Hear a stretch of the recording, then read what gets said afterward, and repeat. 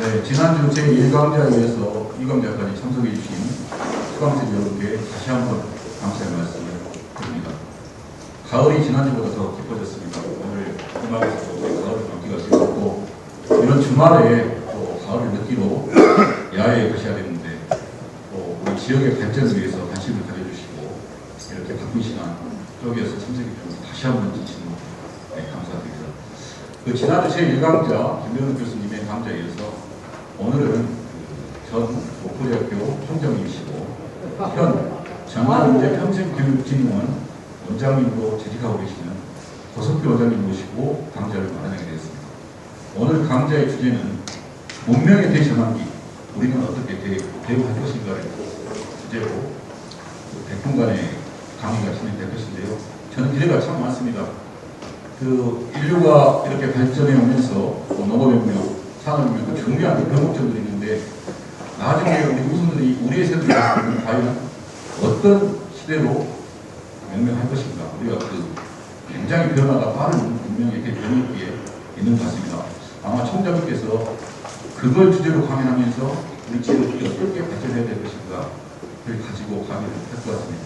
그러면 서로 이제 마치고요. 우리 오늘 강의해 주실 고석규 원장님을 연단으로 모시도록 하겠습니다. 큰 박수 부탁드리겠습니다.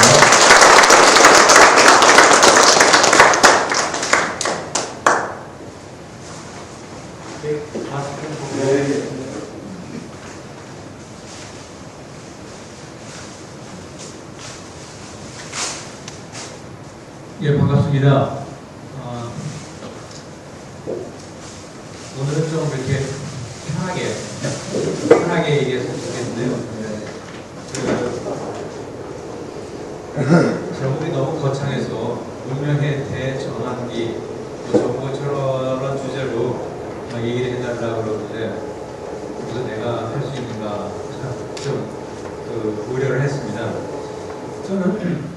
저는 전공이 역사입니다. 그 중에서도 이제 한국사를 좀 하는데 역사는 기본적으로 과거를 공부하는 사람이잖아요. 근데 과거를 공부하는 사람이 웬 문명이 대전환기냐, 좀 안 어울리는 거 아니냐 이렇게 생각할 수 있을 것 같아요. 여러분도 혹시 타임머신이 만일에 발명이 된다면 저 같은 사람은 살 수 있겠어요? 그런데 타임머신이 발명돼도 먹고 살 수 있어요, 역사학자들은. 그게 이제 바꿔 말하면, 여러분들 요즘 살고 있는 이 사회에 대해서 잘 아십니까? 나는 우리가 살고 있는 이 사회에 대해서 잘 알고 있다. 어떻게 보면 일부는 알고 있죠. 그러니까 눈으로 보이는 여러 가지 현상들은 알고 있겠지만, 이 사회가 어떤 흐름 속에 어디에 있고, 앞으로 어디에 가고, 지금 어떤 변화를 받고 있는지 이런 것들을 아는 게 사실 쉽지 않거든요. 그래서 오늘날에도 이른바 이제 사회학자들은 이런 사회 현상들을 이제 다각적으로 분석을 하고 있잖아요. 그러니까 형시적, 공시적 그렇게 얘기하는데 역사학자들은 이제 시간의 흐름에 따라서 보는 거고 사회학자들은 오늘날의 이 현 시점을 이렇게 잘라서 보고 있거든요. 그런데 그것도 여의치가 않다는 거죠. 그러니까 제 얘기는 뭐냐면 타임머신이 발명이 돼서 옛날 과거로 돌아가도 여전히 그 시대를 잘 모를 거라 이거죠. 눈으로 보이는 것은 알겠지만 그 사회가 정말 어떤 위치에 있고 하는 건 잘 모르는데 우리가 역사와 관련돼서 많이 얘기되는 분 중에 한 분이 E.H. 카라는 분이죠. E.H. 카의 역사란 무엇인가 들어보셨죠? 혹시 그런 책. 근데 이제 E.H. 카라는 사람의 역사라는 것인가는 우리 역사학자뿐만 아니라 인문학을 하는 사람들에게는 거의 병전처럼 그렇게 불리고 있는데 그것도 사실 조금 아이러니이긴 합니다. 근데 어쨌든 E.H. 카가 한 역사란 무엇인가에서 한 말을 우리 보통 흔히 뭐라고 하냐면 역사는 과거와 현재의 끊임없는 대화다 이렇게 듣고 있잖아요. 그러니까 과거와 현재의 끊임없는 대화. 그러니까 역사학자가 현재를 모르고 역사를 얘기하면 그거는 그냥 볼통풍하기죠. 역사학자는 항상 현재에 관심을 둬야 돼요. 이 현재 어떤 일이 벌어지고 있고 그것이 과거와 어떻게 연결된다라고 하는 것을 분석하는 게 역사학의 기본적인 책무죠. 그런데 UHC카는 거기에만 그친 게 아니라 또 뭐라고 얘기했냐면 내가 역사를 과거와 현재의 대화라고 했을 때 나는 오히려 역사란 과거의 사건들과 서서히 등장하고 있는 미래의 목적들 사이의 대화라고 말했어야 했을 것이다 라고 얘기합니다. 그러니까 과거와 현재의 끊임없는 대화뿐만 아니라 이 과거와 현재 그리고 미래와의 대화, 이것이 바로 역사다, 이렇게 얘기를 하고 싶었다라는 뜻이죠. 그래서 저같이 역사를 전공한 사람이 문명의 대전환기에 미래를 얘기하는 거 결코 엉뚱한 것이 아니다 라고 하는 것을 여러분들에게 말씀드리면서 준비한 자료를 소개하겠습니다. 저에 대한 건 거의 자료에 있으니까 생략하도록 하고요. 미안합니다만 이것 좀 이쪽으로 옮겨주시겠습니까? 여기 이제 목차에 보시면 문명의 대전부터 시작해서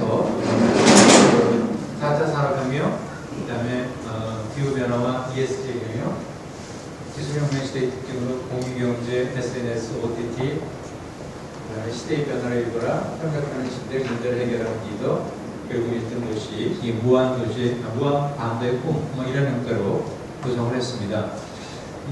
오늘 그 행사의 주체가 목포 신안 통합시민위원회이기도 하고, 이런 행사를 하는 어떤 궁극적인 목표, 여기 어울 아카데미라고 있는데, 결국 무한반도가 어울리자라고 하는 그런 뜻으로 생각하고 있습니다.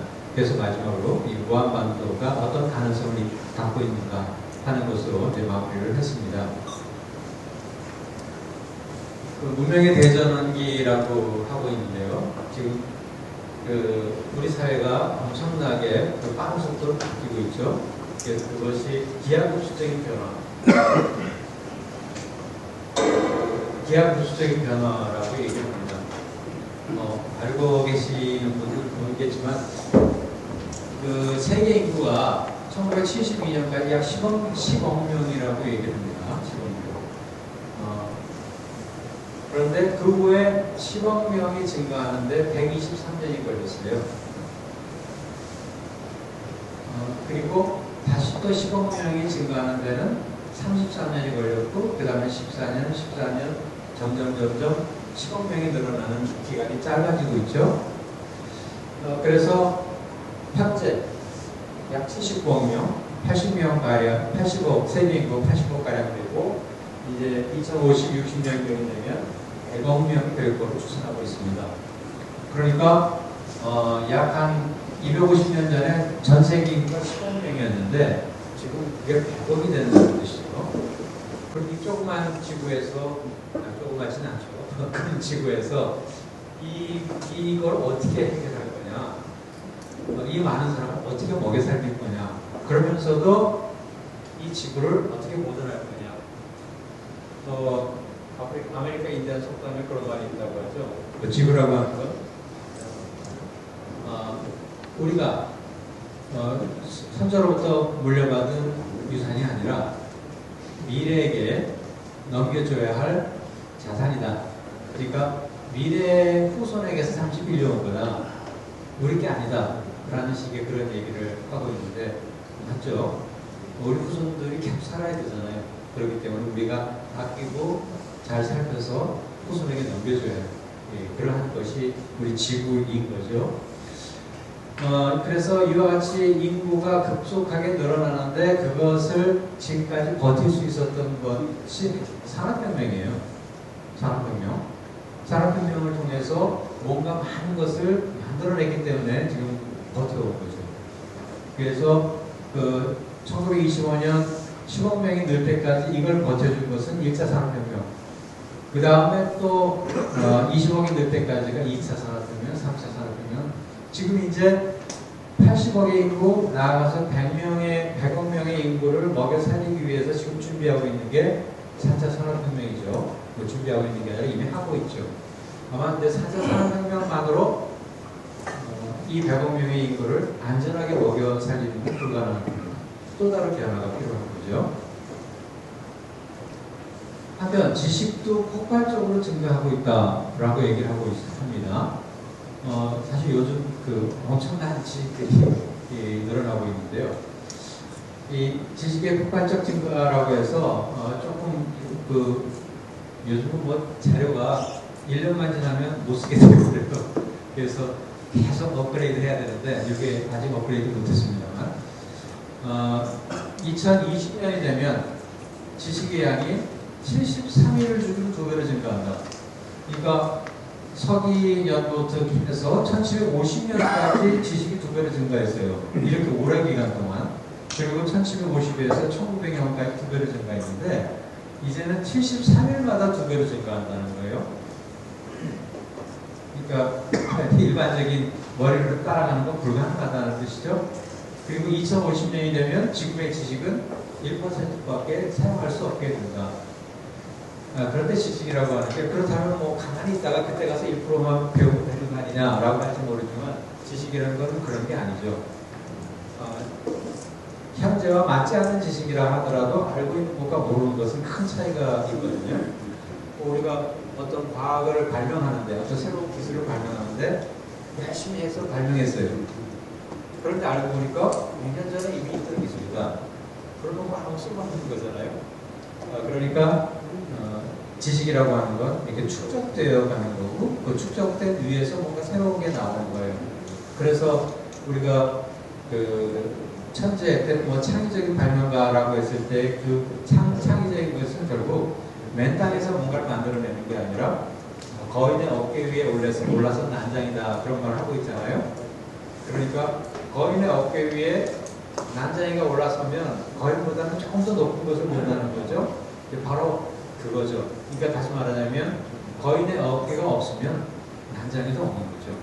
그래서 이 폭넓은 지식을 알고 있지 않으면 창의적인 생각은 나오지 않아요. 뭐 침대에 누워서 하루 종일 생각한다고 해서 뭔가 창의적이게 되는 건 아니라는 뜻이죠. 그리고 많은 것을 알아야 되는 거예요. 지금 그래서 현재 오늘날 사회에서 여러 가지 것들이 문제가 되지만 이제 기술과 산업 분야에서는 산업혁명을 통한 초지능화, 초연결성, 즉 로봇에게 빼앗긴 일자리가 있는가 하면 AI와 로봇을 이용해서 새로 생기는 일자리도 있고 뭐 그와 같은 이 관계가 형성이 되고 지구와 환경도 마찬가지예요. 기후변화와 에너지 정책 이것이 이따가 나중에 말씀드리겠죠. 드릴 겁니다. 그리고 인간과 사회도 마찬가지예요. 지금 사람의 평균 수명이 10년마다 뭐 2년씩 늘어난다 뭐 그런 말도 있어요. 평균 수명이 엄청나게 늘어나고 있고 의료 기술이 발달하고 뭐 그런 거에 따라서 특히 뭐 예를 들면 임플란트 같은 것이 굉장히 발달하기 때문에 신체는 계속 건강한데 아직 뇌 과학이 따라가지 못해가지고 옛날에는 그렇게 눈에 띄지 않았던 치매 환자가 엄청나게 많아지잖아요. 바로 이제 그런 것들이 되고 그래서 인간의 이제 평균 수명이 곧 100살을 넘어갈 것이고 이렇게 되면 이 인구 구성이나 이런 것도 완전히 달라지게 되겠죠. 그런 것에 어떻게든지 우리 후손들은 또 적응하게 될 거예요. 이제 4차 산업혁명에 대해서 먼저 말씀을 드릴 텐데 이 아폴로 우주선과 스마트폰이라고 써놨는데 이게 무슨 관계인지 저는 잘 모르겠지만 인류가 최초로 달에 첫 발걸음을 내딘 게 1969년 그리고 벌써 50년 전이죠. 굉장히 오래됐고 이제 우리나라에서도 이제 지금 달나라로 가기 위한 우주선이 지금 항해 중에 있죠. 그것도 우리서 엄청나게 달라지긴 한 거예요. 근데 이제 달나라에 가는 궤도가 옛날 아폴로가 갔던 것과는 전혀 다른 궤도를 가고 있죠. 자, 이것을 얘기하는 것은 뭐냐면 지금 우리 손 안에 스마트폰이 들어있는데 저 아폴로 우주선을 보낼 때 이런 것들을 계산하고 뭐 여러 가지 과학적인 뒷받침을 했던 컴퓨터보다 스마트폰의 기능이 더 좋다는 거예요. 지금 현재 우리가 손에 들고 있는 스마트폰이면 달나라로 우주선 보낸다는 거예요. 스마트폰의 계산 능력이나 여러 가지 기술적인 능력이 그만큼 바뀌고 있다. 이런 엄청나게 큰 방에 들어있어야 할 컴퓨터가 손 안에 들어있는 그런 형태의 변화를 갖고 있다는 거죠. 뭐 스마트폰도 사람에 따라서 어떻게 쓰느냐 하는 데는 엄청난 차이가 있겠지만, 그래서 다 아시는 분은 알겠지만 조금 전에 얘기했던 1차, 2차, 3차, 4차 산업혁명에서 1차는 정규기관이고 2차는 전기고요. 3차는 컴퓨터와 인터넷 기반의 지식정보혁명이라고 얘기를 하고, 이제 4차 산업혁명은 제2차 정보혁명이라고 하는데, 이때는 지식이라는 말보다 지능이라는 말을 써요. 지능정보사회라는 말을 쓰고, 그래서 AI, 소프트웨어 이런 것들이 4차 산업혁명의 특징인데, 이 산업혁명의 주기가 점점 빨라져요. 좁아지고 있다는 뜻이죠. 그리고 범위와 영향력은 점점 더 커지고 있어요. 그러니까 이 기간들은 짧아지고 있고 이 영향력은 이렇게 점점 커지고 있고 그런 형태로 지금 바뀌고 있습니다. 이 4차 산업혁명은 2016년 다보스 포럼에서 처음으로 그 용어가 공식화됐어요. 그런 말을 이 사람 저 사람 썼겠지만 어쨌든 처음으로 다보스 포럼에서 이 클라우스 슈밥이 당시 다보스 포럼 회장인데, 이 사람이 이제 제4차 산업혁명이라고 그걸 정의를 했습니다. 그러면 4차 산업혁명이라고 하는 것이 왜 필요한가? 라고 했을 때 그것은 우리에게 닥칠 위기에 대한 대응이다라는 거죠. 그러한 위기는 아까 얘기했던 것처럼 인구 증가로 생기는 위기가 가장 큰 거죠. 즉 100억 명으로 예상되는 인구를 어떻게 먹여 살릴 건가, 그것과 관련돼서 지구를 어떻게 지속 가능하게 유지할 건가 하는 것에 대한 필요성에서 4차 산업혁명이 논의가 된 겁니다. 그래서 여기서 가능성의 측면의 주요 위험으로 대규모 난민 사태, 정치적 갈등 이런 것들을 얘기를 하고 있고요. 실제로 지금 2016년 이후, 다보스 포럼 이후 세계적으로 굉장히 불안한 상태가 많이 연출되고 있잖아요. 우크라이나 사태도 저거 언제 어떻게 될지 모르겠고, 또 남북 간의 관계도 지금 어떻게 될지 모르겠고, 미국과 중국이 지금 저렇게 1, 2위 다툼을 하면서 미국은 중국을 죽이려고 그러고 중국은 절대로 안 죽으려고 하고, 그런 상황 속에서 지금 세계가 어떻게 변화가 될지 몰라요. 지금 대만 사태도 어떻게 될지 모르겠고, 그야말로 이 세계가 언제 어떻게 일적 즉발의 사태가 될지 모르겠고, 그러다가 우리가 영화에서 보는 것처럼 그런 핵전쟁이 나서 사람들이 다 땅속에서 사는 그런 사회가 올 수도 있다는 거예요. 안 온다고 장담을 못하는 거죠. 사람을 믿을 수가 없기 때문에. 이 푸틴 같은 사람도 어떤 행동을 어떻게 할지 모르잖아요. 그래서 걱정이 많죠. 그래서 그런 것들에 대한 대비, 그리고 또 하나가 영향력 측면의 주요 위험으로 기후변화예요. 기후변화에 대한 대응과 적응의 실패, 대량 살상무기, 에너지 가격 파동 이런 것들인데, 이렇게 예상했던 위험들이 지금 다 현실화되고 있고, 이것에 대해서 어떻게 대응할 건가라고 하는 것이 주요 논의 대상이 되고 있는 거예요. 그래서 그것을 극복하기 위해서 4차 산업혁명이 필요하다. 그럼 4차 산업혁명은 뭔가? 흔히 ICBM이라고 하기도 하고 DNA도 하기도 하고, 그 용어를 우리가 좀 알기 쉬운 말도 그렇게 표현하죠. ICBM은 대륙간 탄도 미사일인데, 거기에서 이제 IoT, 클라우드, 빅데이터, 모바일이라는 얘기, 그리고 또는 DNA라고 해서 데이터 네트워크, AI를 얘기하고 하는데, 이런 것들이 전부 다 통합해서 4차 산업혁명을 뜻하는 기술이라고 하고 있죠. 그래서 이 기술의 핵심은 우선 초연결이에요. 이 네트워크라고 하는 것이 초연결 사회가 되고 있고, 최근에 카카오 사태에서 카카오 사태에서도 알겠지만 카카오에 가입되어 있는 인구가 4천만이 넘는다고 하죠. 우리나라 인구가 5천만인데 4천만이 거기에 들어가 있으니까 가입이 안 돼 있는 사람은 가입을 할 줄 몰라서 못한 사람들은 아마 다 돼 있을 거예요. 여기 카카오톡 안 쓰는 분 계세요? 상주해야 될 것 같은데. 이만큼 네트워크가 다 연결이 돼 있죠. 그러니까 카카오톡은 전화번호만 알면 또 몰라도 카카오톡에 올라만 있으면 서로 이렇게 연결이 되고 선물을 주고 별거 다 하잖아요. 음식 보내고 그렇게 실질적으로는 엄청나게 편한데 상대적으로 거기에 굉장히 위험이 또 수반되고 있는 거죠. 그리고 또 하나가 이제 초자율이에요. 초자율. 무인화죠. 무인화. 자율주행차가 그런 것처럼 이제 요즘 그 나온 웬만한 차들도 거의 자율주행에 버금가게 차들이 운행하고 있잖아요. 그래서 차선에서 조금만 이탈하면 막 핸들이 안 움직이고 그리고 어떻게 보면 가만히 있어도 차가 뒤따라가고 거의 이제 거기에 조금만 더 이 제도적인 장치만 완비가 되면 자율주행이 별로 어렵지 않게 가게 될 거예요. 그래서 이제 차는 그야말로 이동수단인 거죠. 어디서부터 어디까지 입력만 시켜놓고 자고 있으면 도착하는 그런 쪽으로 바뀌게 되겠죠. 그리고 거기에 덧붙여서 이제 지능화입니다. 지능화는 이제 AI로 대표되는 거죠. 그래서 초연결, 초자율, 지능화 이런 것들이 이루려면 물론 당연히 융합의 바탕이 되어야 되는 거고 이런 것들을 통해서 초연결, 초자율, 지능화 이것이 바로 4차 산업혁명의 핵심이고 그것을 이루는 다양한 기술들이 여기 있는 거죠.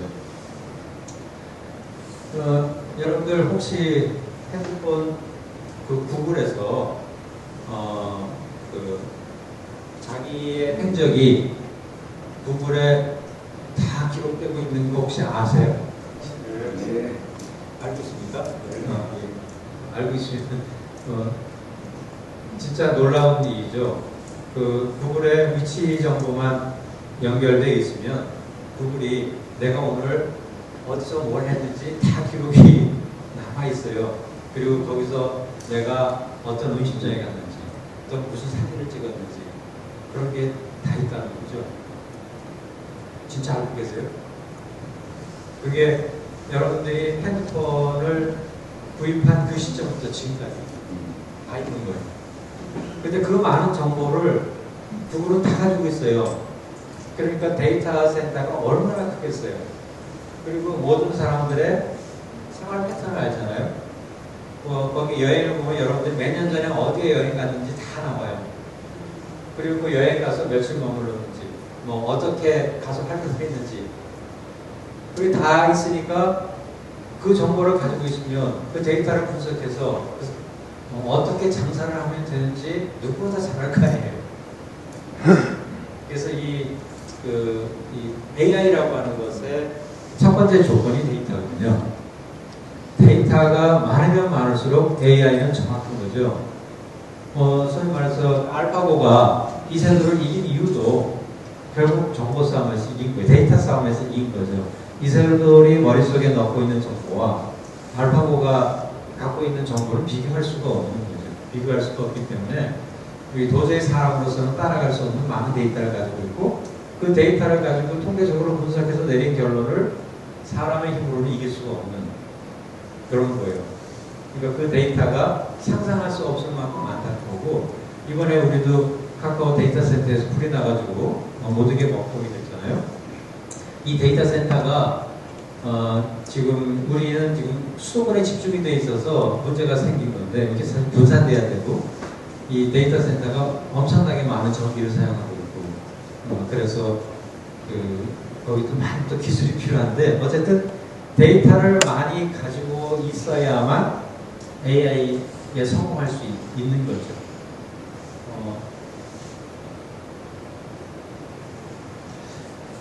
그래서 뭐 기술혁신과 인공지능과 관련된 다양한 기술이 있는데요. 뭐 인공지능에 대한 관련된 기술들이 여러 가지 있겠습니다만 요거만 하나 참고적으로 설명을 드리면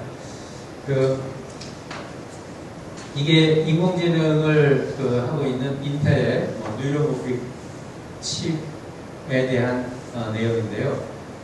인공지능에 지금 1억 개의 뉴런이 있다고 얘기를 해요. 그러니까 뉴런이라고 하는 건 이렇게 연결하는 거를 말합니다. 사람의 뇌세포를 보면 이런 것들이 이렇게 뉴런이 연결이 돼서 그 연결된 고리를 통해 가지고 지식을 쌓고 찾고 하는 거예요.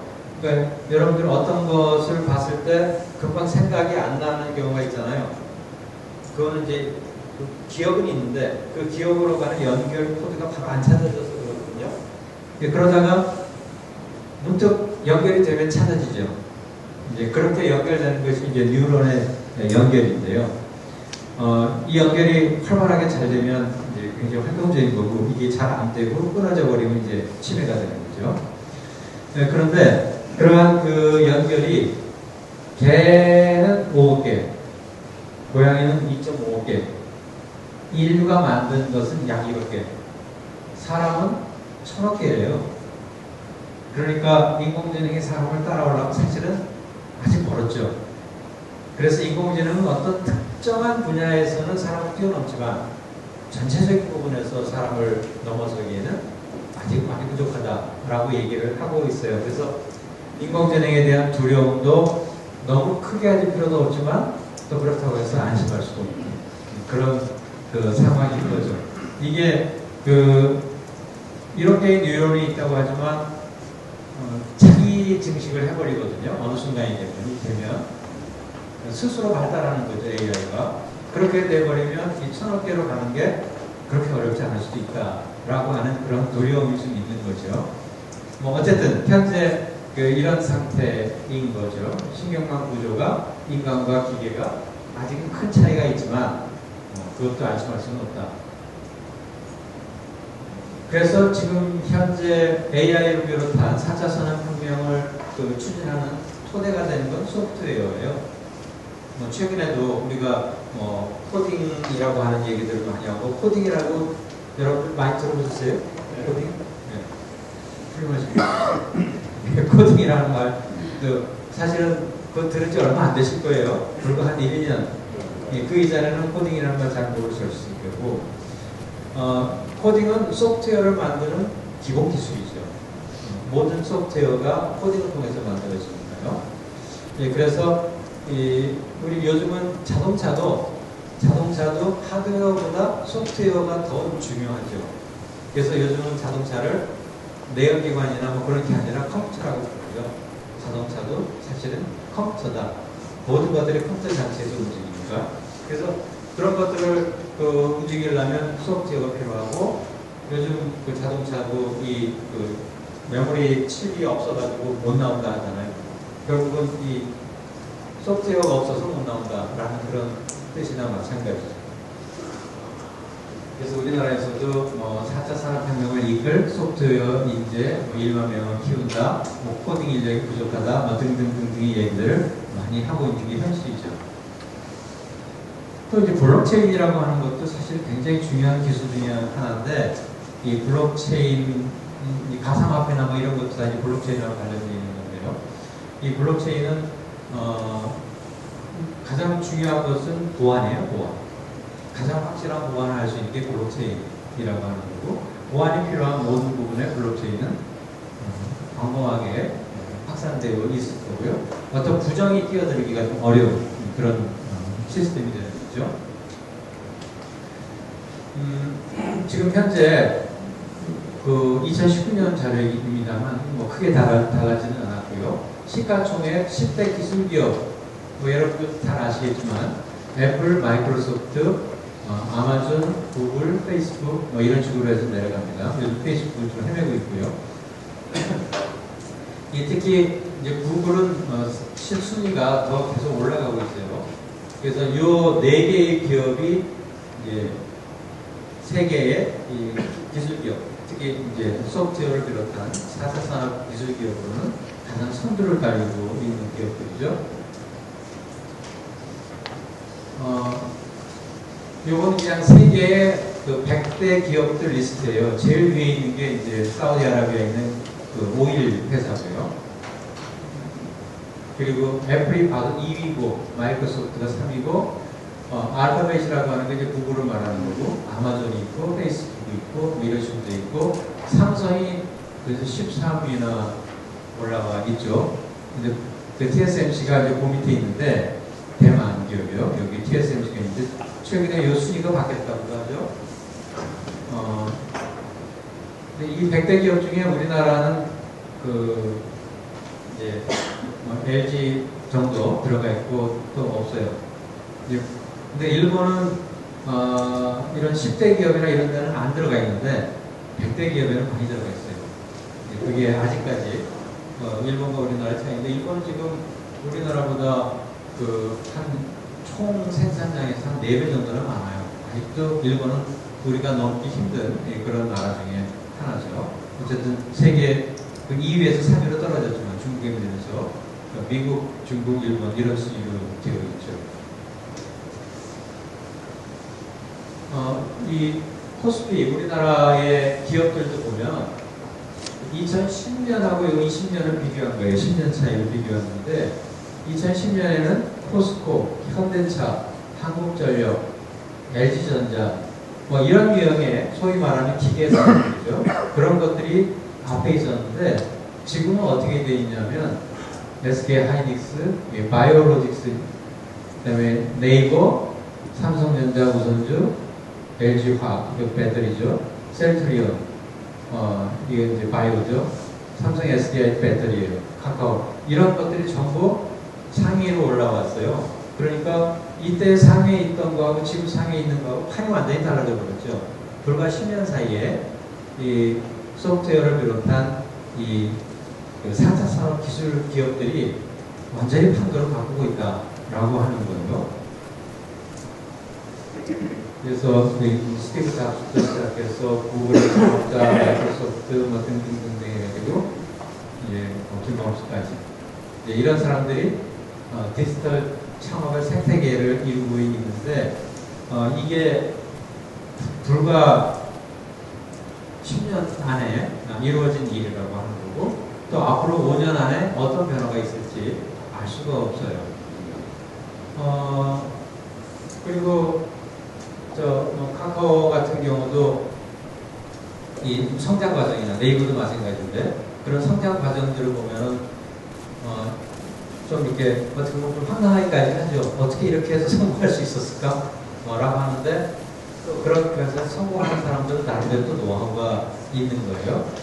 근데 이러한 성공한 기업들의 특징이 뭐냐면 또 다음에 나오겠지만 이제 이 플랫폼인데요. 좀 ESG 먼저 기후를 먼저 얘기한 다음에 합쳐서 다시 말씀드리도록 할게요. 이 기후 변화 지금 전라남도를 비롯한 이 호남권도 심각한 가뭄의 위기에 빠져 있죠. 여러분들 잘 느끼지 못하겠지만 지금 대단히 심각하고 내년 봄이 되면 어떻게 될지 몰라요. 지금 어떤 현상이 벌어질지 지금 알 수가 없어요. 왜냐하면 저기 주황땡이나 동북땡이나 물이 없어요. 그래서 곧 제한급수 들어갈 거고 또 이미 이제 뭐 신안 같은 데 제한급수가 한다고 하고 그리고 뭐 이번 주말에 비가 온다 그러는데 얼마나 올지 모르겠고 와봤자 크게 도움되지 않을 거고 올겨울에는 눈도 많이 안 온다고 하죠. 그러니까 비가 내리는 데는 또 엄청나게 내려요. 지금 저기 보는 것처럼 우리 강남일 때 올여름에 엄청나게 내렸잖아요. 안 내리는 데는 또 안 내려요. 골고루 균등하게 일어나지 않는다는 거죠. 이제 그게 기후변화의 특징이에요. 수기의 양은 늘어나요. 알다시피 뭐 북극해 있는 빙하가 녹으니까 그리고 전체적으로 기온이 올라가기 때문에 물의 양은 늘어나요. 물의 양은 늘어나니까 당연히 수증기도 늘어나죠. 기후가. 그런데 왜 이렇게 가뭄이 되냐? 특정 지역에서는 가뭄이 심해져서 사막 현상이 일어나고 있고 또 특정 지역에서는 엄청난 물폭탄이 쏟아지고 있고 이제 이런 것들이 기후변화의 특징인데 이거 이렇게 놔뒀다가는 정말 큰일 나는 거죠. 이 지구가 사람이 살기 힘든 그런 곳으로 바뀌었죠.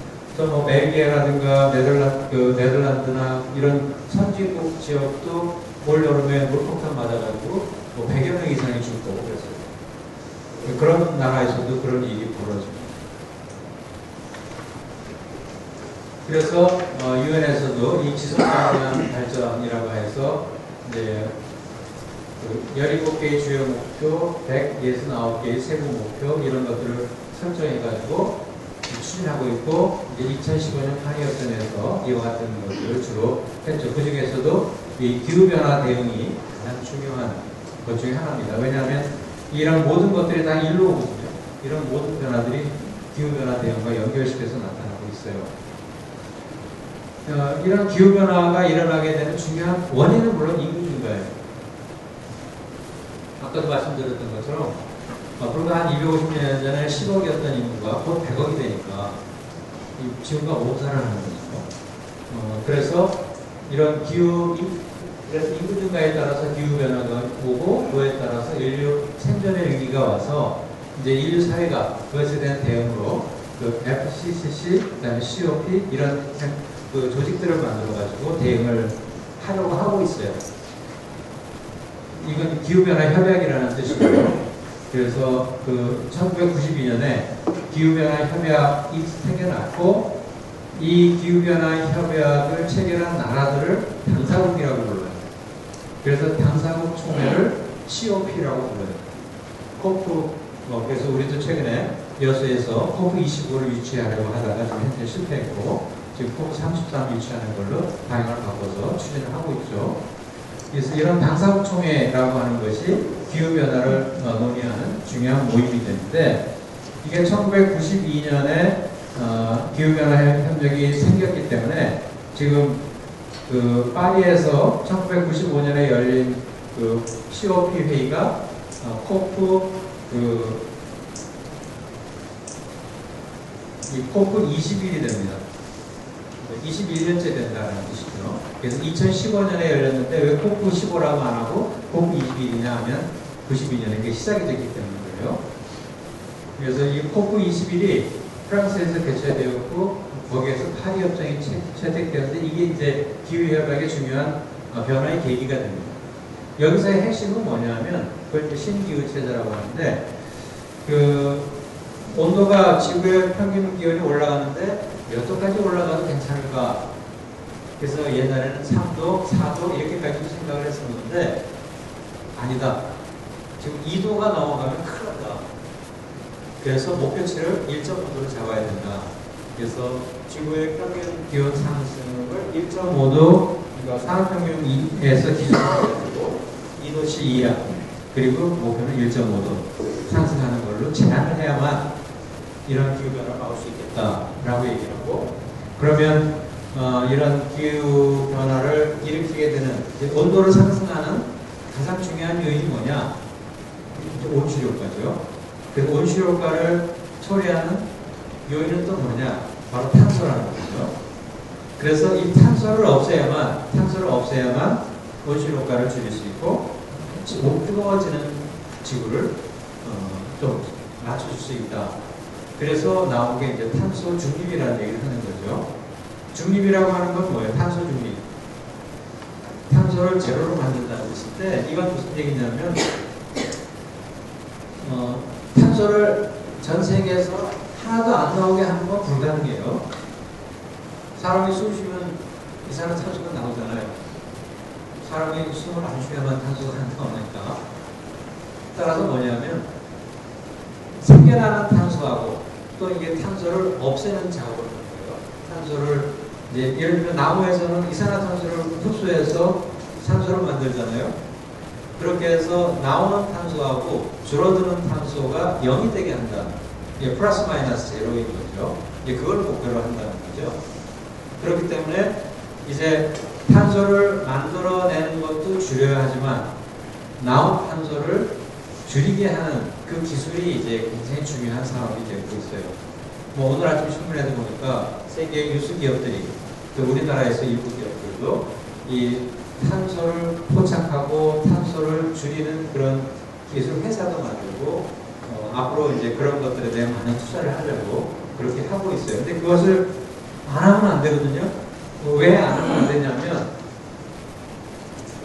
그 전 세계적으로 이제 2도씨보다 낮게 유지하고 추가로 1.5도씨를 제한하기 위한 협약을 맺었어요. 그래서 협약을 맺어서 한국은 그 2017년 기준으로 24.3%까지 낮추겠다. 그렇게 얘기를 했고 2040년에 50% 낮추고 2050년에 제로로 하겠다라고 지난 정권에서 그렇게 선언을 했어요. 근데 우리만 그런 게 아니라 뭐 일본이나 미국이나 선진국들은 다 그랬어요. 그래서 2050년이 일종의 목표치예요. 2050년이 되면 전 세계적으로 탄소 제로를 한다라고 하는 거죠. 그래서 탄소 제로를 하기 위해서 신재생에너지라든가 이런 것들은 당연히 빼야 되는 거고, 우리 개인이 이른바 그 환경 교육을 받아가지고 어떻게 하면 환경을 보존할 수 있는 그런 것을 해야 한다. 지금 뭐 사실 여러분들 앞에 있는 종이컵들도 지금 다 텀블러로 바꿔야 되는 그런 건데, 근데 그것도 사실 조금 문제는 있다고 그래요. 왜냐하면 이 텀블러가 이것도 부식하고 자연으로 돌아가야 되잖아요. 언젠가는.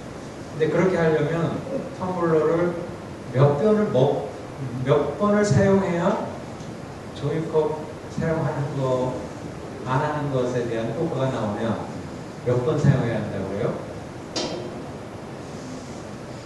제가 정확한 숫자는 모르는데 거의 한 1000번 정도 사용해야 돼요.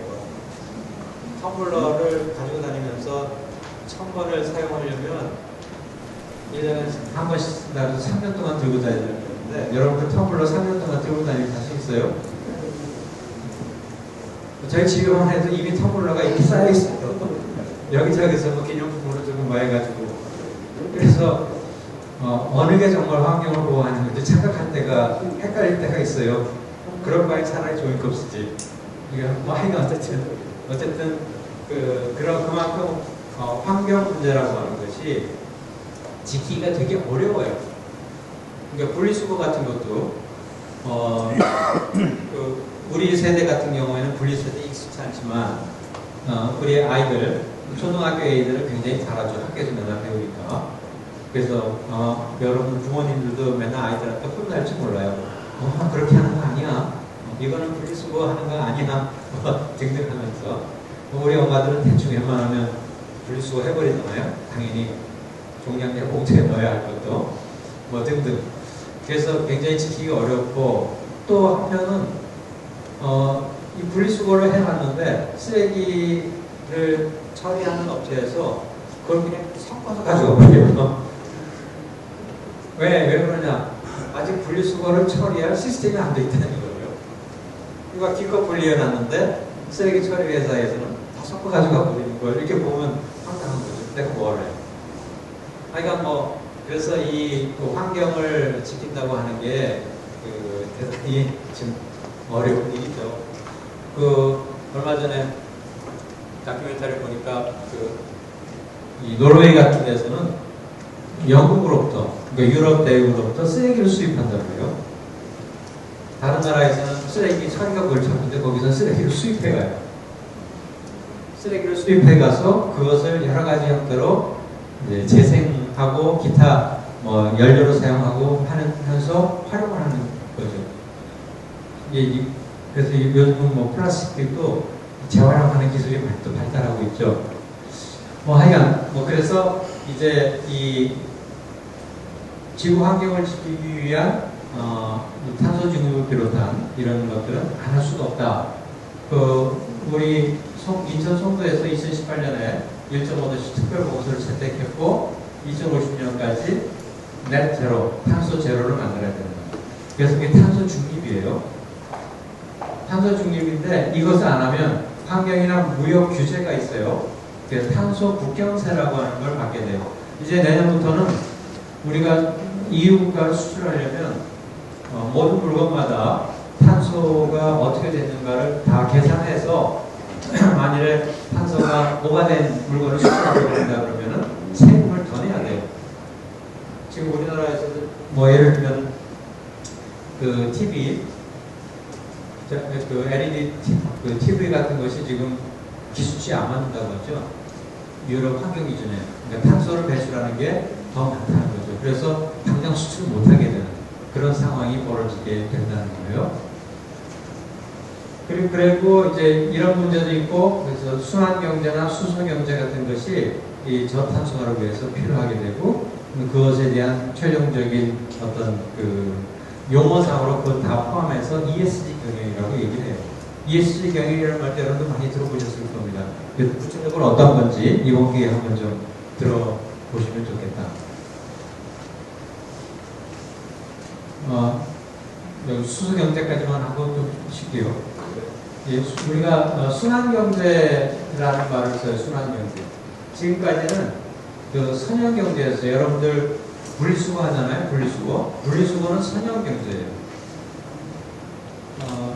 그 자원을 채취해서 제품을 만들고 그 쓰임이 다 하면 버리게 되는데 버릴 때 조금씩 이제 나눠서 버려야 되는, 그래서 재활용이 가능하게 하는 그런 건데, 이 순환 경제라고 하는 건 단순한 재활용이 아니고 물건을 처음 만들 때부터 다시 사용할 것을 목표로 만드는 거예요. 그러니까 쓰레기가 없는 물건을 만들겠다라고 하는 거죠.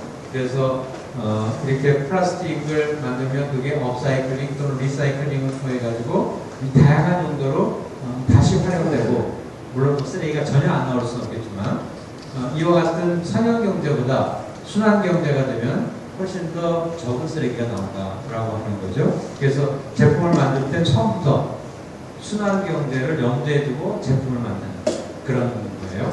그리고 버려지는 쓰레기도 다양한 방식으로 재활용할 수 있도록 만드는 거죠. 뭐 그 도시석유라고 하는 그런 회사가 있는데요. 그게 뭐냐면 이 플라스틱을 이제 뭐 고주파 처리를 한다든가 해가지고 다시 석유로 만드는 거예요. 석유에서 플라스틱이 나오는데 플라스틱을 다시 석유로 만들어서 도시석유로, 그런 형태의 기술들이 지금 발달을 하고 있죠. 그 다음에 이 수소 경제도 굉장히 중요한 그 미래 산업 중에 하나죠. 우리도 이야기를 하려고 하는데, 이 수소 경제라고 하는 건 뭐 말 그대로 차가 달리고 나면 나오는 건 물밖에 없는 거예요. 전혀 그 공해가 나오지 않는, 그리고 이산화탄소가 나오지 않는 그런 에너지예요.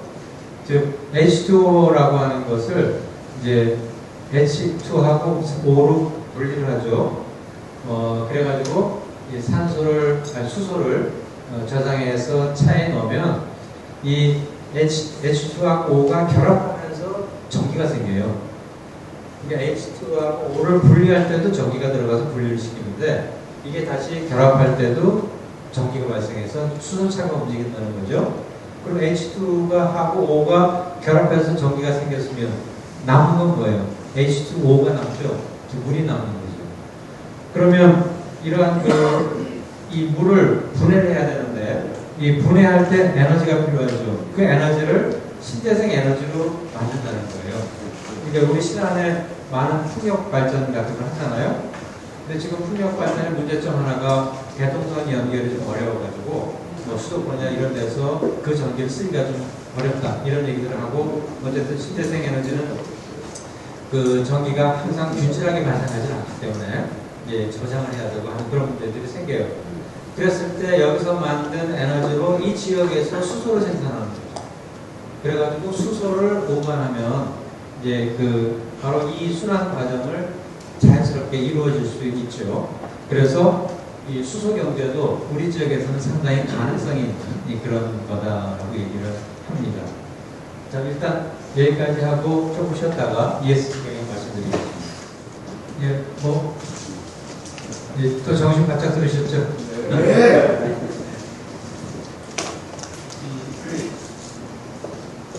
보니까 아직도 할 게 많이 남았네요. 제가 너무 욕심이 많아가지고 잔뜩 준비했는데, 아마 또 아는 것, 여러분들 이미 알고 계신 것들이 많아서 좀 빠른 속도로 넘어가도록 하겠습니다. ESG 경영이라고 요즘 뭐 굉장히 많이 듣고 있죠. 광고에도 많이 나오고 너도 나도 다 ESG 경영이라고 하는데, ESG 경영이 필요하게 되는 이유에 대해서는 이제 뭐 우리가 기후 변화도 그렇고 4차 산업혁명도 그렇고 그런 얘기들을 좀 했는데, 결국 그 환경보호, 이 말은 뭐죠? 환경보호, 사회공헌, 그다음에 윤리경영. 그래서 ESG라고 하는 건, 기업이라고 하는 것은 이제 첫 번째가 환경보호를 해야 된다라고 하는 게 가장 중요한 거고, 그 다음에 사회공헌을 하고 윤리경영을 해야 된다. 그 이전부터 해왔던 거죠. 그러니까 SG는 어떻게 보면 그 전부터 해왔던 거고, E가 새로운 거라고 이해하시면 될 거예요. 그래서 청정기술, 기후변화, 탄소배출, 그린빌딩, 스마트성 등등 이런 것들 그 환경이고요. 사회는 고용평등, 인권, 노동 뭐 이런 거. 그 다음에 가버넌스는 지배구조죠. 예, 투명성, 공정성, 다양성, 포용성 등등을 말하는 겁니다. 지금 기술혁명 시대의 특징이라고 하고 있는데 사실은 제가 그 과학기술에 좀 관심이 많습니다. 역사학자이긴 하고 인문학자이긴 한데 과학기술에 관심이 많은데 그 이유가 저희 어렸을 때는 초등학교 다닐 때 그 제 연배 되시는 분들 알겠지만 꿈이 뭡니까? 너 커서 뭐 할래? 하면 두 가지였어요. 대통령 아니면 과학자예요. 대통령 아니면 과학자. 저는 그때 저도 과학자가 되려고 했거든요.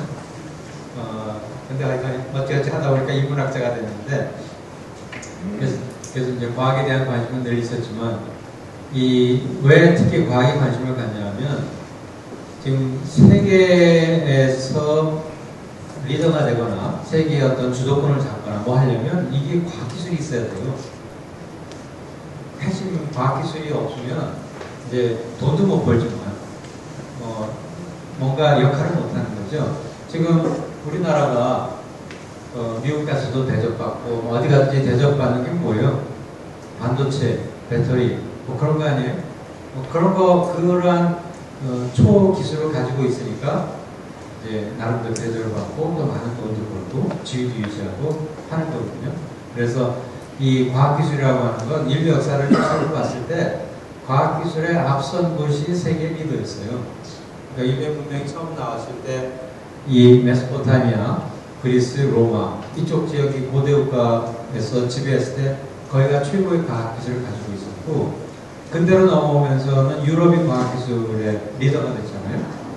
거기가 바로 이제 전기기가뿐만 아니라 또 중요한 것 중에 하나가 사실은 시계라고 해요. 시계를 제일 먼저 발명합니다. 그런 것들이 사실상 오늘날까지 이 유럽이 그 서양이 세계를 지배하게 되는 중요한 요인이 되는 거예요. 이제 우리는 나라가 적지만 그래도 그 민족이 우수해서 아주 그 핵심적인 그런 기술들을 나름대로 개발해서 가지고 있고 앞으로 그것을 더욱더 발전시키는 것이 우리가 살 길이에요. 그런 것들을 가지고 있으면 아무리 영토가 작아도 큰 힘을 발휘할 수가 있는 거고요. 그래서 여러분들 자제분들도 있으면 과학자 많이 많으세요. 그게 나라를 지키는 길입니다. 지금 미사일도 날아다니고 그 여러 가지 핵위협도 있고 하지만 그런 것들을 막을 수 있는 것도 기술이거든요. 오늘날의 기술의 특징은 그 공유와 협력입니다. 공유와 협력. 카톡 같은 경우 카카오가 이렇게 큰 시장을 지배할 수 있었던 것도 공짜잖아요. 여러분들 카카오 톡하면서 돈 냅니까? 안 되잖아요. 근데 문제는 그렇게 공짜인데 그럼 그 회사는 어떻게 돈 버냐? 처음에는 공짜로 시작했다가 나중에 그것에 여러 가지 광고가 붙고 이제 카카오는 그 가입자가 4천만이 되다 보니까 거기다가 몇 가지 편리성을 넣어가지고 돈 버는 일들로 많이 바뀌었잖아요. 지금 카베이라고 하는 것도 젊은 애들은 엄청 사용하더라고요. 어른들은 잘 안 사용하는데 요즘 젊은 애들 카베이요. 카카오뱅크죠. 거기다가 이제 편리한 건 무슨 축의금, 부의금 같은 거 보낼 때 상대편한테 계좌번호 안 물어봐도 되죠. 안 물어봐도 그냥 카카오에다가 돈 보내면 상대편이 받고 싶으면 받고 받기 싫으면 안 받고 그것도 엄청 편하잖아요. 사실 무슨 축의금이나 부의금 할 때 계좌번호 이렇게 발리는 것도 조금 민망스럽잖아요. 그런데 카카오는 그런 거 없이도 되잖아요. 그리고 선물하기, 선물 받기 등등 모든 것들이 이제 그 플랫폼 통해서 다 이루어지는 건데 결국은 4천만이라는 사람을 그 플랫폼 속에 넣어놓고 나니까 다양한 사업들이 가능해지는 거죠. 지금 카카오 택시, 카카오 모빌리티, 별별 것이 또 다 확산되고 있잖아요. 지금 사고가 나서 하루가 넘게 먹통이었지만 다시 다 사용하고 있어요. 일부 라인을 했다느니 텔레그램 했다느니 있긴 있지만 비교가 안 돼요. 거기 기껏해야 한 400만 수준인데 이건 4천만 수준이거든요. 그러니까 뭐 그래서 이 플랫폼이 중요하다. 플랫폼을 장악하는 자 이제 세계를 지배해요. 옛날에는 해양을 지배하는 자 세계를 지배했는데 이 구글이라고 하는 것이 지금 세계 플랫폼을 장악하고 있잖아요. 아까도 얘기했지만 이 구글이 제공하는 정보, 공짜 정보가 너무 많은데 그거 끊고 지금 살 수가 없어요. 특히 해외에 나가면 구글 지도 없으면 못 다녀요. 뭐 이런 것들을 하면서. 그리고 제일 중요한 것이 결국은 어떤 종합적인 접근 이런 것들인데 이 개방성, 파트너십, 보안, 협력, 수집, 연결성 뭐 이런 것들이 이제 미래 기술의 특징이라고 하는데 뭐 저는 그 중에서도 공유와 협력이 제일 중요하다라고 생각을 합니다. 이 공유 경제에 대한 이야기들을 요즘 많이 하는데 우리나라에서는 아직 이 부분이 조금 잘 일상화되고 있지 못하긴 합니다만 이런 얘기를 하죠. 가장 큰 소매 기업이지만 단 하나의 매장도 즉 오프라인 매장도 갖고 있지 않은 기업 어디죠? 아마존이죠. 아마존은 세계에서 제일 큰 소매 기업인데 매장이 하나도 없어요. 다 온라인에만 있죠. 그 다음에 가장 큰 숙박시설 제공업체지만 단 하나의 호텔도 갖고 있지 않은 회사. 에어비앤비죠. 여러분 책에 다 있습니다. 그러니까 에어비앤비는 자기 호텔이 하나도 없어요. 자기 호텔이 하나도 없지만 세계에서 가장 큰 호텔업자예요. 그 다음에 가장 큰 운송업체지만 단 한 대의 차량도 소유하지 않은 기업 있죠? 우버예요. 우버는 자기 차량은 하나도 없어요. 그렇지만 가장 큰 차량 운송업체, 가장 큰 택시회사라는 뜻이죠. 이렇게 사람들이 이런 아마존이라든가 우버라든가 에어비앤비라든가 그런 것들을 활용하는 이유는 그게 플랫폼 효과 때문이죠. 일단 거기에 가면 모든 것들을 한눈에 다 볼 수 있거든요. 뭐 이렇게 나눠져 있는 게 아니라 거기에 모든 게 다 있는 거예요. 그렇기 때문에 사람들이 제일 쉽게 찾아가죠. 최근에 보니까 쿠팡이 이제 흑자로 돌아섰다 그러던데 여러분들도 쿠팡 많이 활용하죠? 쿠팡을 저희 주변에서도 많이 활용하는데 그게 엄청난 적자를 보면서도 계속적으로 이 서비스의 편리함을 많이 했잖아요. 무료 배송도 엄청나게 많고 거기에 가면 없는 물건이 없을 정도로 다 있기 때문에 일단 거기서 다 물건 상품을 살 수 있는데 그 배달민족이나 이런 것들도 이제 배달 앱으로 크잖아요. 근데 그게 배달민족이 그 음식점에서 수수료로 얼마를 띄어가는지 아세요?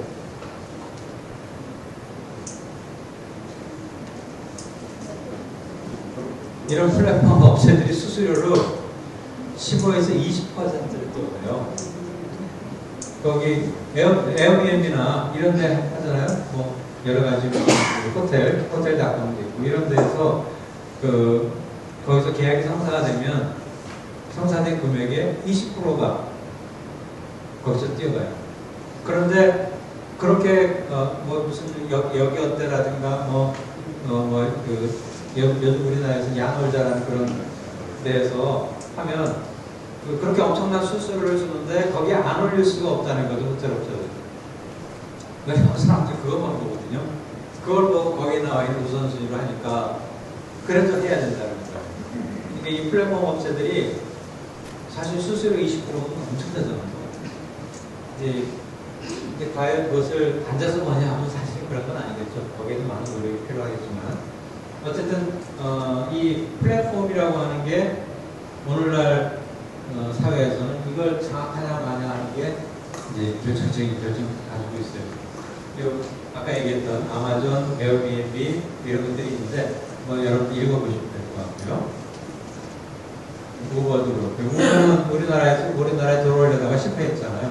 그래서 이게 타다도 지금 저는 오버랑 비슷하게 하려고 하는데 뭐 또 잘 안 되고 결국은 그 시민들은 택시 잡기 어렵고 택시 업자들은 택시 요금만 올라가고 뭐 이렇게 좀 이 공유 경제에 대한 이해가 잘 안 되고 있어서 오히려 시민들이 불편해하는 그런 경우들이 좀 많이 생기고 있죠.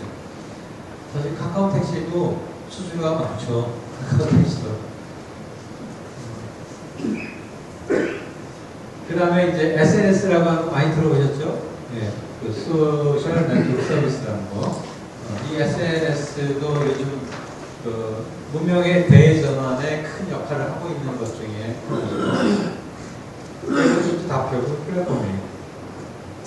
뭐 이것도 대부분 다 아실 테니까 간단히 넘어가죠. 뭐 대표적인 것만 하면 페이스북이라고 하는 게 있고요. 이 페이스북은 지금 이 메타라고 하는 거 이름을 바꿨죠. 앞으로 이제 메타버스라고 하는 게 이제 그 대세가 될 것이다라고 했는데 지금 좀 보전을 하고 있습니다. 그리고 이 페이스북에서 하고 있는 것 중에 하나가 이제 인스타그램이에요. 인스타그램은 젊은이들이 굉장히 많이 하고 있죠. 근데 이제 페이스북이나 인스타그램이나 또 뒤에 나와 할 뭐 트위터라든가 이런 것들이 SNS이긴 한데 다 특징이 있어요. 조금씩 다 다른 특징들을 가지고 있고 바로 그 특징 때문에 그것을 이용하고 말고 하는 것인데 뭐 페이스북은 내용이 많죠. 그 안에 뭐 생년월부터 시작해가지고 뭐 거기에 뭐 메신저 기능도 있고 뭐 사진 올리고 영상 그런 것도 다 있고 대화하는 것도 있고 친구 초들이 다 있죠. 근데 이제 인스타그램은 뭐가 중심이냐면 이 사진이에요. 사진 이미지. 인스타그램은 사진 올려놓는 거죠. 이미지 중심의 소셜 네트워크 서비스고요. 유튜브는 동영상 중심의 소셜 네트워크 서비스예요. 지금 유튜브가 이건 또 구글이 운영하는 거죠. 구글이 운영하는 건데 이 유튜브가 지금 엄청나죠. 엄청나요. 이 유튜브 때문에 다른 거 다 못해 먹어요. 그래서 근데 이 유튜브를 운영하려면 저 구글이 얼마나 큰 서버나 데이터 저장 장치가 있어야겠어요. 그 매일매일 수없이 많은 사람들이 그렇게 많은 영상을 올리는데도 그걸 다 수용하잖아요. 그러니까 데이터 센터가 상상할 수 없을 만큼 큰 거죠. 근데 그것을 운영할 수 있는 거는 구글밖에 없는 거예요. 그러니까 제일 잘하는 거고 그렇게 하니까 엄청난 돈을 벌어들이는 거죠. 그래서 걱정이죠. 한편으로는 뭐 구글 입장에서는 행복하겠지만 한편으로는 완전히 구글이 모든 걸 독점해 버리니까 유튜브로 동영상 독점하죠. 아까 얘기했던 핸드폰에 뭐 지도라든가 위치 검색을 하죠. 뭐 등등등. 그 다음에 이제 트위터. 트위터는 핵심이 이거예요. 글자 140자 내지 280자 이내의 단문으로 의견을 교환하는 그런 게 트위터예요. 그러니까 인스타그램은 아까 얘기했던 것처럼 이미지라고 했죠. 그 다음 유튜브는 동영상이고 트위터는 문자고 그렇게 각각 SNS마다 나름대로의 특징을 가지고 활용을 하고 있고 이것이 또 그 나름의 장점을 이용하고 있죠. 뭐 제일 중요한 거 팔로우라고 하는 이것이 또 트위터에서는 큰 특징을 가지고 있어요. 물론 인스타그램에도 다른 것도 다 있지만 그리고 이런 동영상으로는 이제 틱톡이 또 굉장히 인기를 끌고 있는데 이 틱톡은 이건 뭐 중국계에서 하는 거라 개인정보 이런 것도 문제가 있다 그런 식으로 해서 미국에서 딴짓을 걸고 하는데 구글 쪽에서 딴짓 걸겠죠. 유튜브와 경쟁하고 하니까 틱톡도 이제 그 짧은 영상들 그런 것들 하는 거고 디스코드도 마찬가지고요. 한편 이게 여러분들한테 그냥 이제 얘기하는 OTT 서비스라는 말도 많이 들어보셨죠? OTT 여러분들 OTT로 활용하고 있는 거 뭐 있어요? 이 앞에 계신 분 OTT 뭐 보고 있어요? OTT 아마 많이 보고 있을 거예요. TV 보세요. 웨이브 그런 거 보시죠. 그러니까 OTT인데 그걸 그런 것들을 합쳐서 OTT라고 불러요. 그러니까 오버 더 탑 서비스예요. 오버 더 탑. 오버 더 탑이라고 하는 건 TV 위에다가 셋톱박스 올려놓잖아요. 거기서 오버드탑이라고 하는데 셋톱박스를 통해서 또는 셋톱박스를 넘어서 뭔가 정보를 전달해주는 그런 유형의 시스템을 OTT라고 불러요. 이 OTT는 그 출발이 넷플릭스의 하우스 오브 카드라고 하는 드라마부터 시작했어요. 이게 벌써 2013년이니까 10년 전인데 처음에 나왔을 때만 하더라도 굉장히 충격적이었죠. 왜냐하면 저게 총 그 10몇 편인가 되는데 드라마를 한꺼번에 다 올려놓은 거예요. 우리는 보통 드라마를 일주일에 한 편씩 보는 게 정상이잖아요. 지금도 물론 그런 서비스를 하고 있는데 일주일에 한 편씩 보는데 저거는 보통 뭐 시즌이 9편이나 12편이나 이렇게 끝나는 건데 그 시즌 하나를 한꺼번에 다 올려놔요. 그럼 그게 장사가 되냐라고 했는데 장사가 된 거죠. 그래서 하우스 오브 카드라는 정치 드라마인데 그것이 그 넷플릭스의 인기를 아주 상한가로. 그래서 그 다음부터는 사람들이 다 시즌으로 보잖아요. 드라마를. 요즘은 뭐 OTT 서비스 되는 건 다 시즌으로 나오잖아요. 그래서 그 우리가 보면 1편부터 끝날 때까지가 다 나오니까 자기가 보고 싶을 때 보는 거예요. 보다가 싫으면 멈추고 또 재밌으면 하루 종일 보고 뭐 그런 식으로 서비스가 되는 독특한 서비스 방식을 넷플릭스에서 시작했는데 그게 이제 성공을 했죠. 그래서 지금 오늘날 넷플릭스는 다른 OTT 서비스하고 비교할 수 없을 만큼 많은 가입자를 가지고 있어요. 또 뭐 다른 구글이나 비슷한 그런 위치에 있는 거죠. 그래서 그 여기 보이는 이런 것들이 다 OTT 서비스인데 미국의 경우, 우리나라의 경우는 뭐 웨이브 TV, 뭐 시즌 왓챠 뭐 이런 것들이죠. 요즘은 이제 통폐합도 이루어지고 있어요. 일본도 있고 중국도 있고. 그래서 이런 유형의 다양한 서비스들이 있고 우리나라의 그 토종이 이제 웨이브하고 TV이죠. 이게 이제 경쟁력을 가지고 있어요. 넷플릭스에 대한 얘기는 여러분 책이 있으니까 참고해 주시고 뭐 그 밖에 다른 것들도 다분히 있었는데 지금 너무 많아서 뺐습니다. 이거는 그 사기에 나오는 그 중국 얘기인데 선즉죄인 후즉 위인 소재라는 말이 있어요. 선수를 잡으면 남을 제압할 수 있고 후수가 되면 남에게 제압당한다. 이게 요즘 세상에서 가장 맞는 말이기도 하죠. 선수를 잡아야 돼요. 뭐든지. 이 과학기술에서도 선수, 그 넷플릭스에서 얘기하는 것처럼 그런 유형의 서비스를 제일 처음 하니까 설계되잖아요. 그 OTT 서비스라는 것도 그렇고 SNS도 그렇고 뭐 페이스북 같은 게 처음 그런 걸 시작하는데 그런 유형의 선수를 잡아야만 성공하는 거고 뭐 뒤따라가서도 성공할 수는 있지만 쉽지 않은 거죠. 그래서 이 선수를 잡아라라고 하는 거예요. 그리고 선수를 잡아야 되는데 이제 그 결국은 우리가 생존하는 게 제일 중요해요. 생존하는 게 제일 중요한데 이게 다윈이 종의 기원에서 한 말이에요. 살아남는 종은 강한 종이나 무수한 종이 아니라 변화하는 종이다라고 얘기를 하고 있어요. 그러니까 뭐 공룡같이 큰 강한 종이 항상 우세해야 하는 것이 아니고 또 무슨 천재와 같이 머리가 좋은 그런 사람들만이 존재하는 게 아니라 변화에 잘 적응하는 종이 존재한다는 거죠. 그러니까 지금 엄청나게 빠른 속도로 변화하고 있는데 이 변화에 얼마나 잘 적응하느냐 하는 것이 생존의 여부를 결정하는 거지 내가 힘이 세다고 해서 이 변화에 잘 적응하는 것도 머리가 좋다고 해서 변화에 적응하는 게 아니라는 거죠. 그래서 그 지금 변화에 얼마나 능동적으로 잘 적응하느냐라고 하는 것이 생존의 가장 중요한 방식이다. 이제 진리죠. 근데 이것도 조금 다른 얘기인데 이중다산이라는 책이 있고 그 DNA라고 하는 것이 요즘 이제 인류의 생명의 근원을 담고 있는 가장 중요한 생명 원리죠.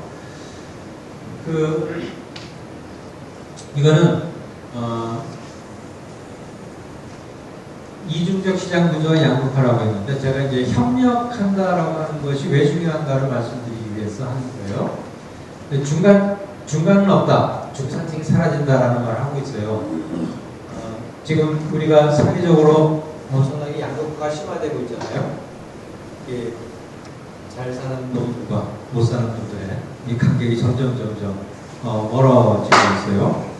앞으로 저런 AI라든가 뭐 이런 그 신기술들에 의해서 이 플랫폼 사회가 지배하게 된다면 뭐 구글이나 아마존이나 또는 우리나라에서 뭐 네이버나 카카오나 이런 것들은 거꾸로 엄청나게 잘 살겠죠. 요즘 그 이런 네이버나 카카오나 뭐 기타 그런 유형의 기업들의 젊은 애들의 임금이 서울에 있는 아파트 값이 그렇게 올라도 문제가 없다는 거예요. 걔네들은 그걸 살 수 있어요. 뭐 김범수나 이런 애들 단위가 몇십조 재산이 뭐 100조 단위예요.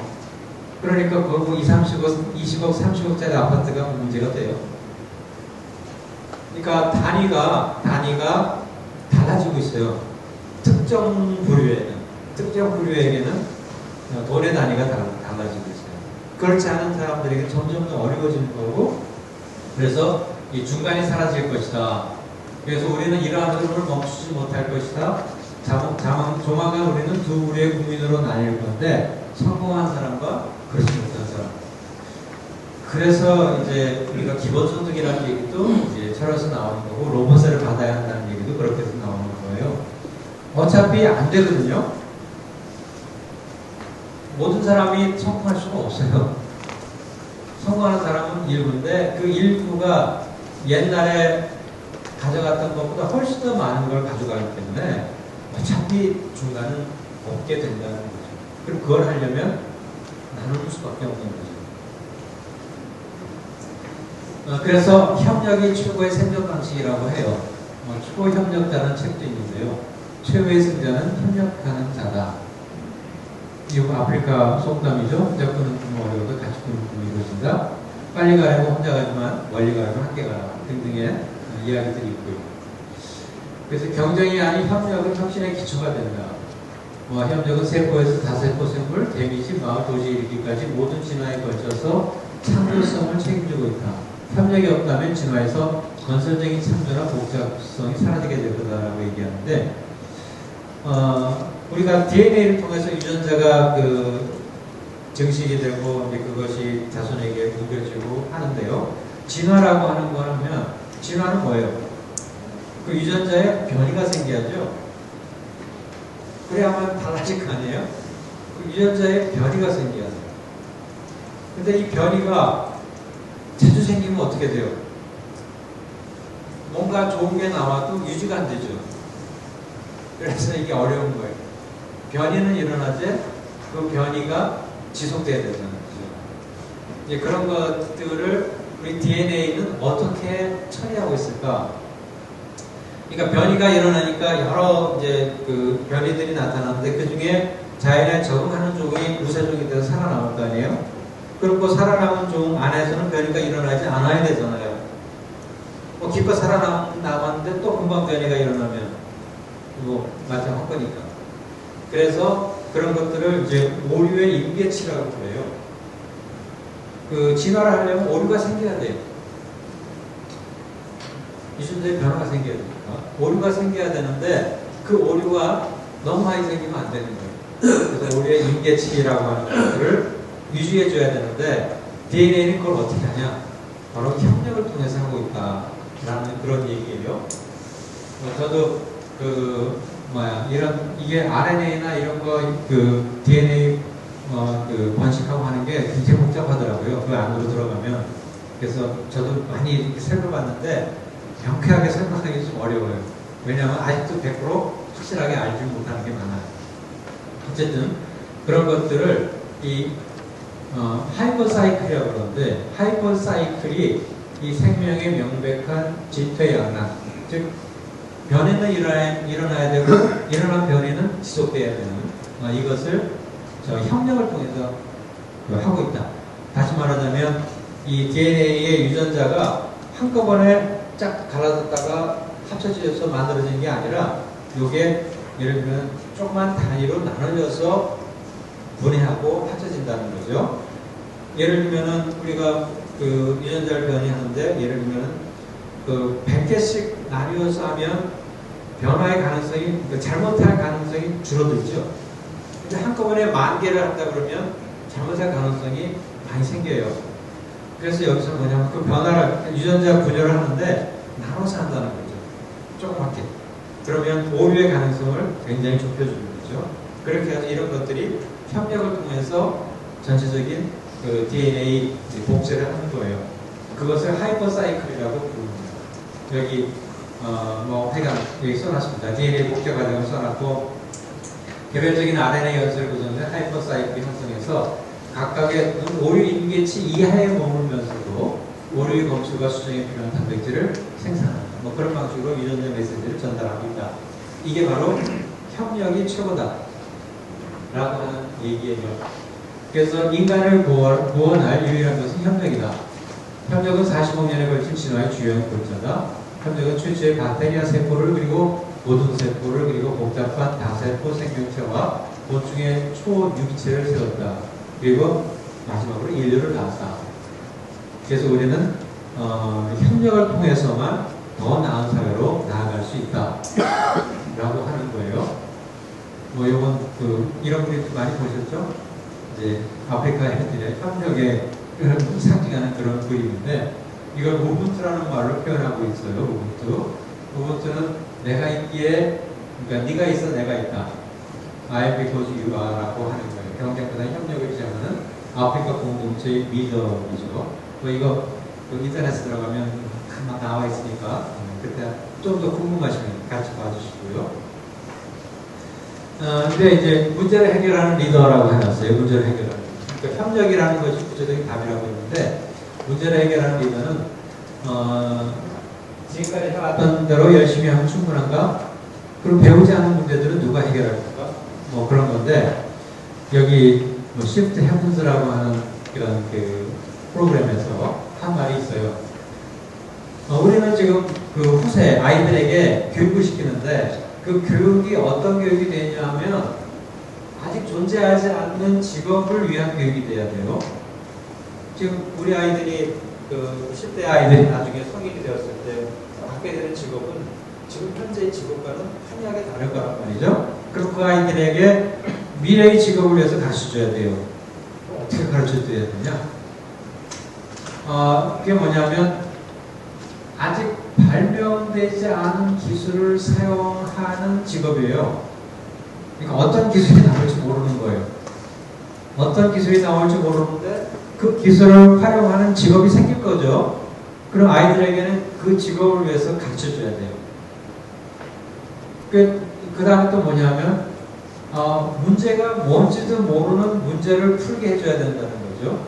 지금 우리 사회가 안고 있는 문제와 50년 후에 사회가 안게 될 문제는 전혀 다를 거거든요. 근데 그 아이들에게 너는 50년 후에 네가 알지도 못하고 우리도 알지도 못하지만 너희들은 그 문제를 풀어야 돼 라는 교육을 해야 된다는 거죠. 굉장히 어렵지만 그게 뭐예요? 바로 이제 창의성 교육이라는 거죠.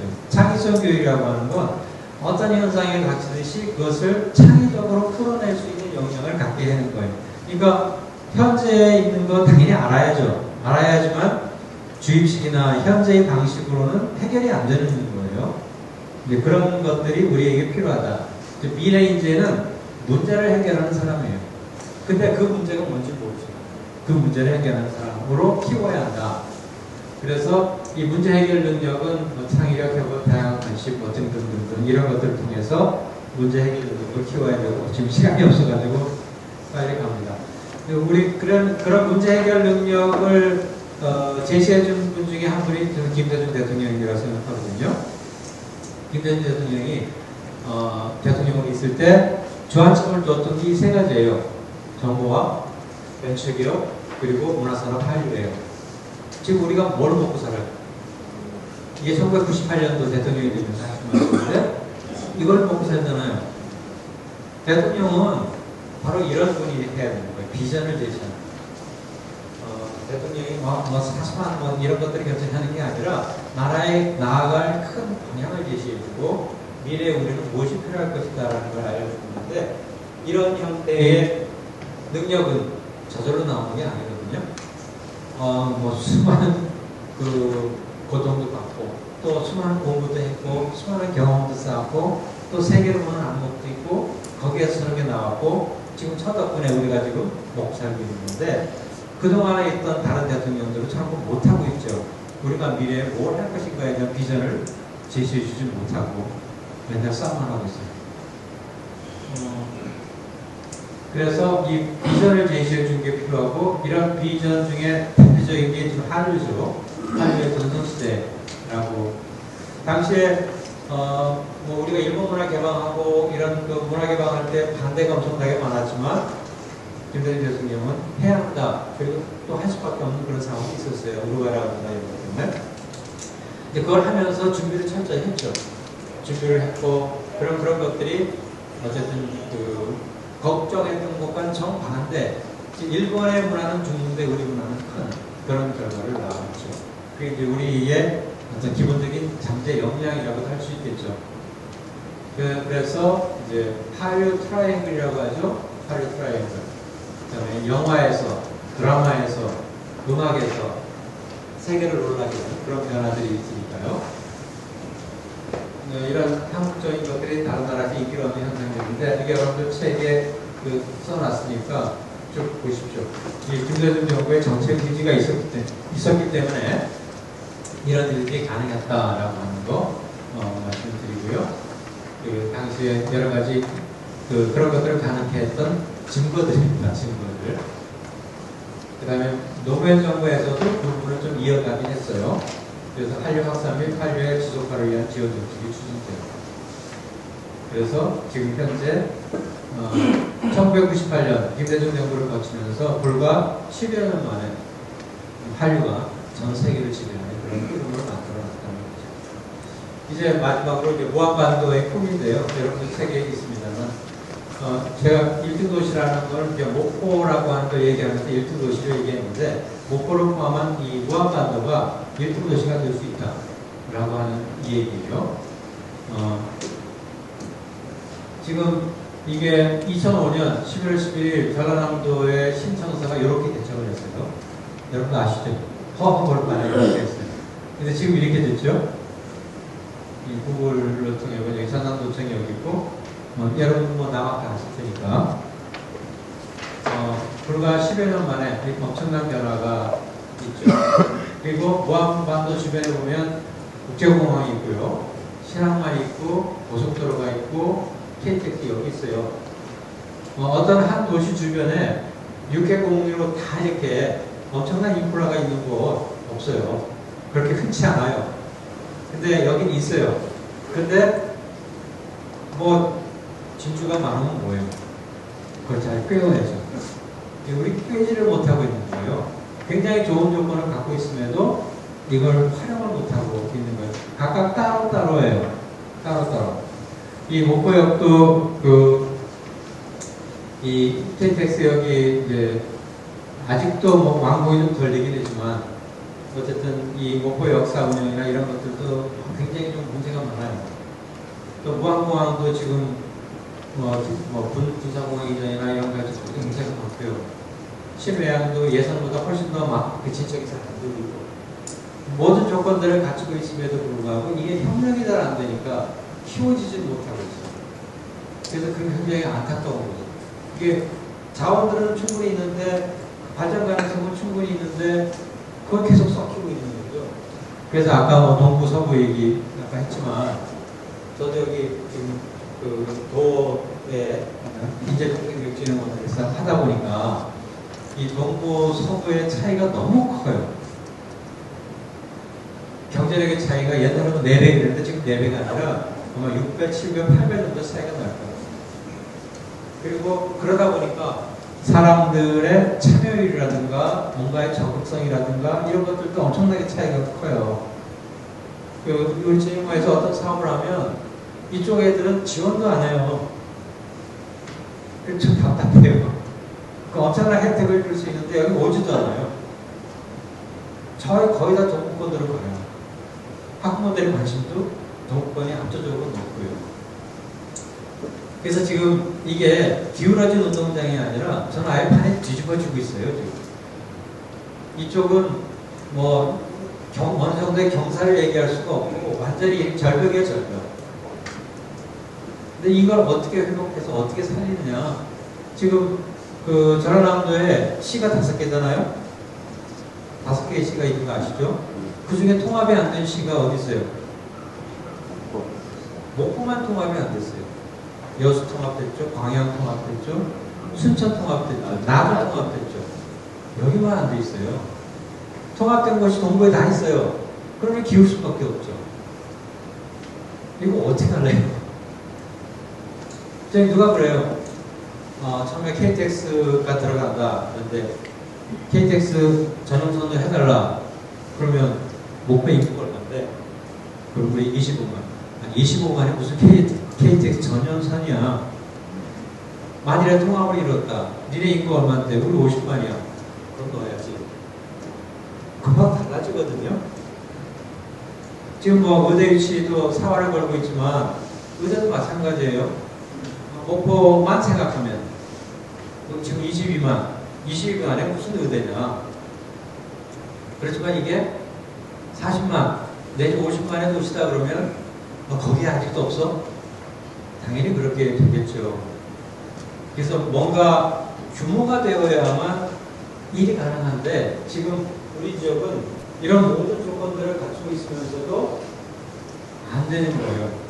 국제공항, 신항만, 그리고 태양의 도시 목포라고 하는데 지금 목포는 지금 여수의 순천의 밀리죠. 인구는 3위예요. 근데 3위도 위태위태해요. 나주가 많이 늘어나고 있고 혁신도시나 이런 걸 통해서. 그래서 언제 어떻게 될지 몰라요. 어쨌든 미래는 창조하는 건데 우리가 서부의 과문인 샌프란시스코가 한 150년 전에 500명으로 출발했어요. 500명. 500명으로 출발했는데 지금 세계적인 도시가 됐죠. 지금 우리도 못하는 법 없어요. 안 잘하는 법 없고. 근데 미래는 창조하는 것이거든요. 그래서 그리고 여기 남자의 성과 바다 여기 있었지만 이 해양국가, 이 바다의 자원, 성과 바다를 가지고 있는 잠재적 굉장히 커요. 그리고 또 이 갯벌이라고 하는 건 앞으로 이 탄소 중립을 위해서도 굉장히 소중한 자원이 됩니다. 그래서 우리 성과 바다는 우리나라가 천혜 해양 국가고 그런 것들이 무한반도를 중심으로 새로운 그 해양 국가의 지향점을 만들어낼 수 있고요. 그것이 이제 그 우리나라에서는 바다의 날도 있고 섬의 날도 있는데 바다의 날과 섬의 날이 다 있는 건 아마 대한민국이 유일할 거예요. 그래서 우리는 섬의 날까지 만들었고 바다를 지배하는 데가 세계를 지배하는데 우리는 바다와 섬을 다 가지고 있다. 그래서 이제 뭐 이것도 많이 얘기 들었죠. 거꾸로 세계에서 보면 이 무한반도라고 하는 것이 세계로 나아가는 전초기지가 된다라고 하는 거죠. 그래서 이런 그 해양 문화를 잘 활용해서 그리고 우리가 가지고 있는 많은 인프라를 이런 것들을 통해서 무한반도를 잘 만드는 일에 협조해서 우리 세대가 아니고 미래 세대에게 뭔가를 안겨주자고요. 미래 세대에게. 여러분들 자식 잘 살길 바라죠. 여러분들 자식이 지금보다 더 좋은 환경에서 살길 바라잖아요. 그러면 해야 됩니다. 그런 변화를 주어야 되죠. 지금 부자라고 해서 대대손손 부자겠어요? 지금 기득권을 가지고 있다고 해서 그 기득권이 대대손손 이어지겠어요? 아니거든요. 나눠야 되고 합쳐야 되고 이렇게 해야 돼요. 제가 뭐 그런 점을 여러분께 말씀을 드리면서 마치겠습니다. 감사합니다.